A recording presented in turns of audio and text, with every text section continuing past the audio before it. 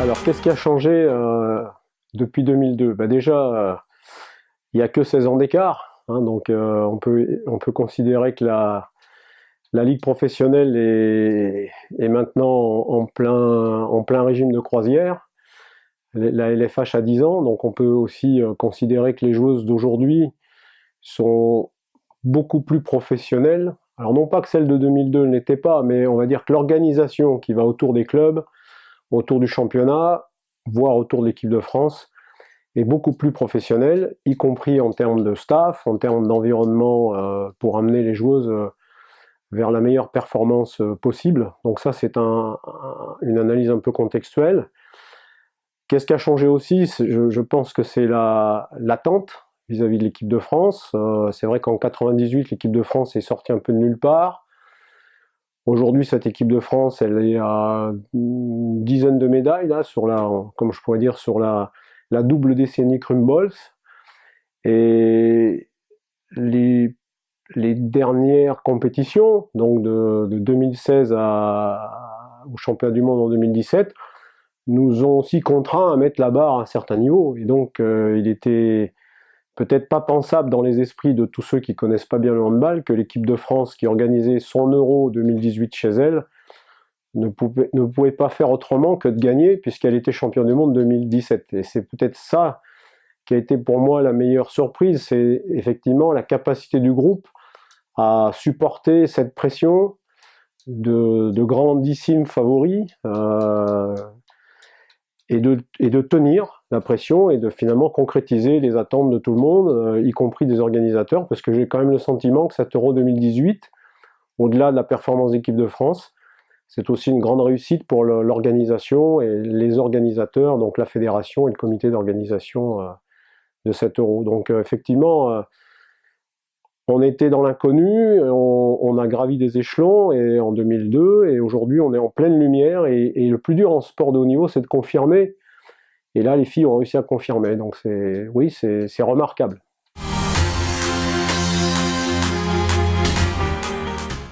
On a senti une ferveur et un engouement de la part des supporters français qui étaient venus effectivement nous supporter. Moi, j'ai pas pu voir ce qu'il y avait à Montbéliard, à Brest et à Nantes au premier tour, mais c'est vrai qu'à Nancy, on a senti quand même un engouement.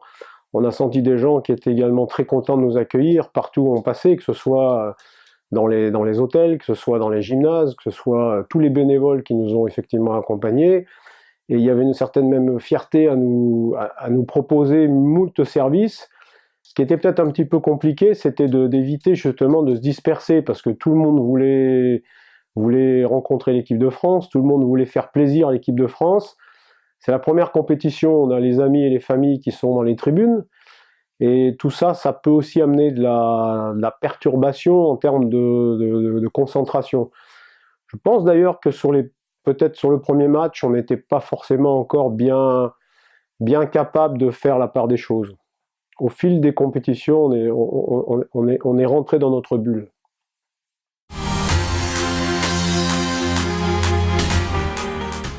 Non, il n'y a pas de point clé. L'analyse, elle doit être multifactorielle. Alors moi, j'entends toujours les gens qui connaissent pas grand-chose dire ouais, préparation était géniale, les gens étaient au top au moment où il fallait. Non, c'est pas si simple que ça.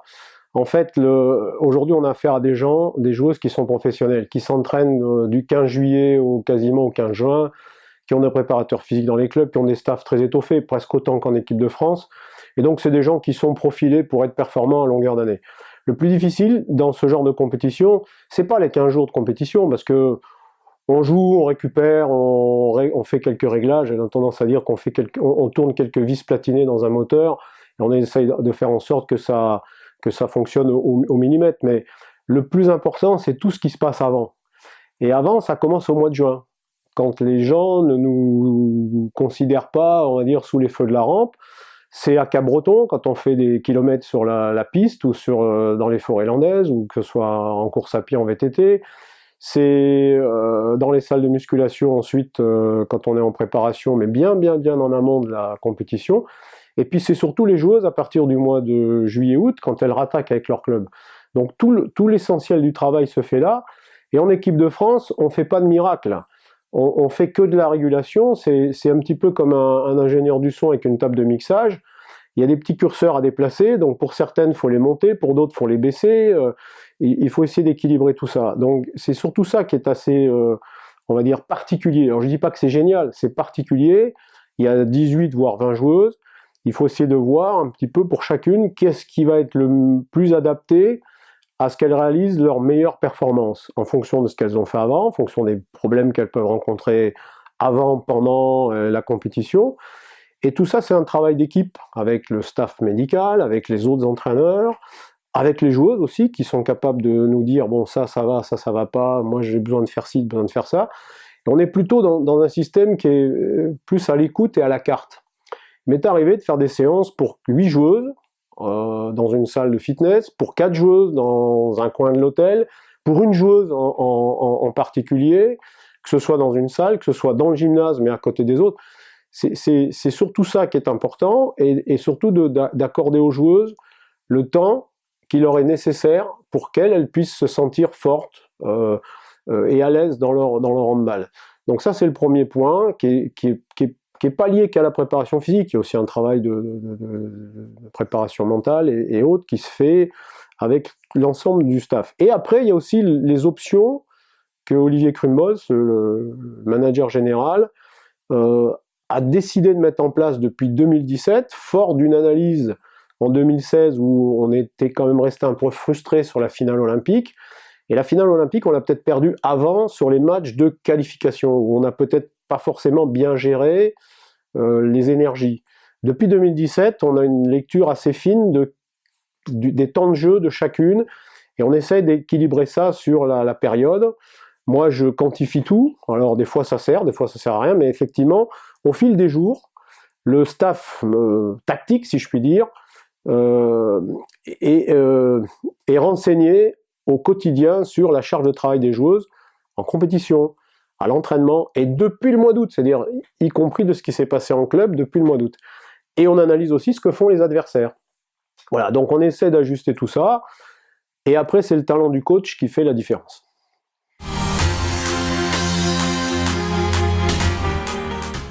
Non, c'est une donnée qu'on occulte complètement. On se focalise, nous, jusqu'à la finale, enfin, jusqu'au dernier week-end, parce qu'après, on ne sait jamais quel match on va jouer, mais on ne s'accorde pas une réflexion sur ce qui se passe après. On sait très bien que les joueuses vont rattaquer le championnat dans 3 jours, enfin, voire peut-être demain pour certaines.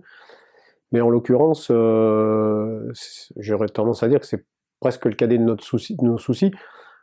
Mais malgré tout, le lundi, donc après la finale, je livre à tous les clubs le compte-rendu de ce qui s'est passé sur le mois où les joueuses que les joueuses ont passé en notre compagnie, donc depuis le 18 novembre jusqu'au 18 décembre, en quantifiant tout ce qui s'est passé pour chacune d'entre elles. Ce qui est assez facile, c'est qu'il y en a quand même 8 à Metz et 3 à Brest, donc en deux mails, on a livré 75% de l'effectif. Et ensuite, je dispatche les informations aux autres clubs, que ce soit à Nantes, que ce soit à Toulon et à l'étranger, en passant soit par l'entraîneur adjoint, Sébastien Gardiou, soit directement vers les joueuses. Donc effectivement, le mardi ou le mercredi ou plus tard, les clubs et les athlètes ont le bilan complet du volume de travail qui a été réalisé pendant la période. Voilà. Donc ça leur permet aussi, au-delà de ça, moi j'ai eu aussi des contacts directs, soit avec les entraîneurs, soit avec les préparateurs physiques, pour leur donner aussi mon point de vue sur la période.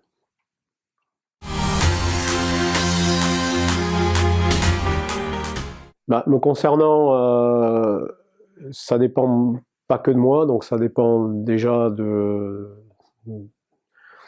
mon environnement familial, aussi de mon environnement professionnel, à savoir si mes supérieurs hiérarchiques accepteront de continuer de me mettre à disposition auprès de la Fédération française de handball,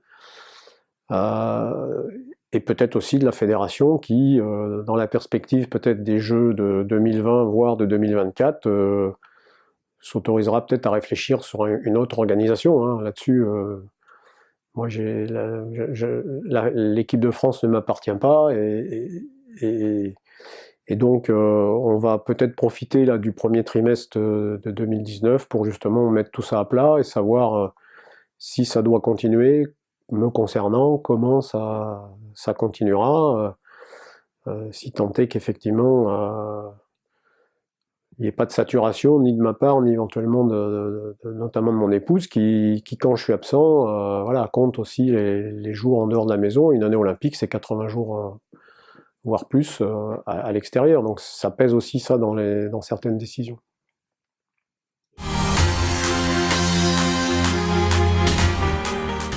Oui, bah là, il y en a quelques-unes qui sont dorées, mais il en manque une, notamment la médaille olympique. Alors je dis pas que c'est mon objectif, c'est l'objectif de la fédération, l'objectif de l'équipe de France.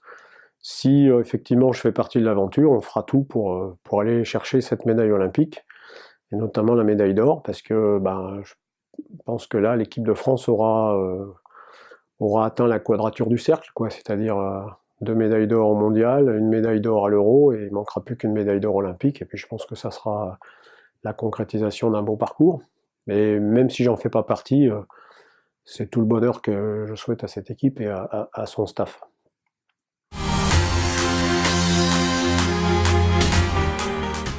Alors les filles m'ont beaucoup félicité par SMS, notamment sur le réseau WhatsApp du CDB, de la JD Handball, pardon.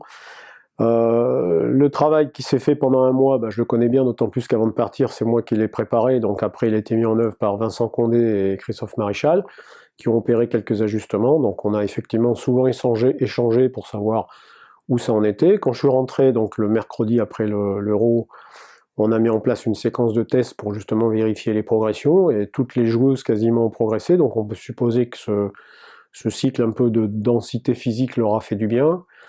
Elles ont repris l'entraînement hier, j'étais avec elles hier matin sur une séance de prépa physique où elles se sont investies très sérieusement, comme d'habitude d'ailleurs, et on a fait la part des choses, et maintenant, voilà, c'est derrière, l'Euro c'est fini, place au championnat qui reprend dimanche, et il va falloir aller gagner à Fleury, qui doit être dans les mêmes dispositions que nous pour effectivement cette reprise. Donc la normalité reprend son cours, et c'est tant mieux.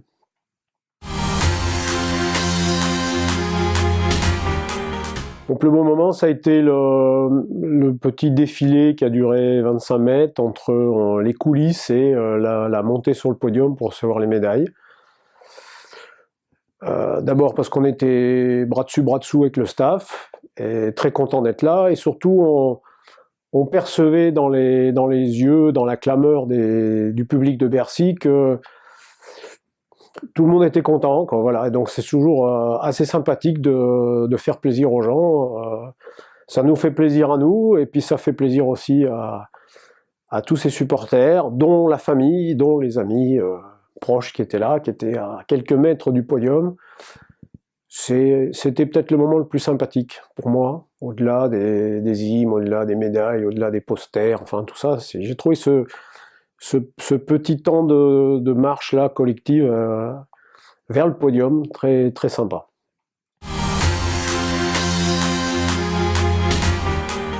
Alors une anecdote, j'en ai pas beaucoup, mais enfin j'en ai pas beaucoup. Il n'y en a pas une qui ressort du lot spécialement, parce qu'on a pas mal de petites anecdotes partout. Ouais, toutes les conneries que je peux faire des fois pour embêter Gardillou, mais bon, certaines sont trash, donc je vais pas les livrer ici, mais c'est vrai que au quotidien de notre fonctionnement collectif, moi j'essaye souvent de faire quelques conneries pour à la fois qu'on se marre, et puis surtout voilà, décompresser un peu, et donc Gardillou souvent est un peu ma victime expiatoire, mais comme on s'adore, il m'en veut jamais.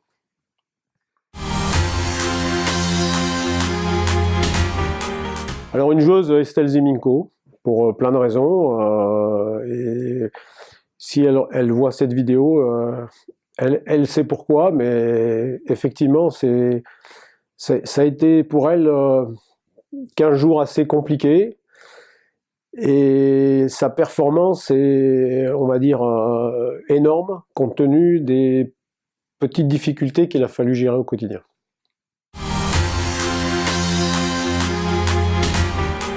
Bah, une action d'Estelle Ziminko, je sais plus sur quel match, sur un engagement rapide où en l'espace d'une seconde et demie, sur quasiment 3 ou 4 appuis, elle passe du milieu de terrain à la zone pour finir dans le but. Voilà, la fulgurance quoi, à l'état pur. Et le spectacle.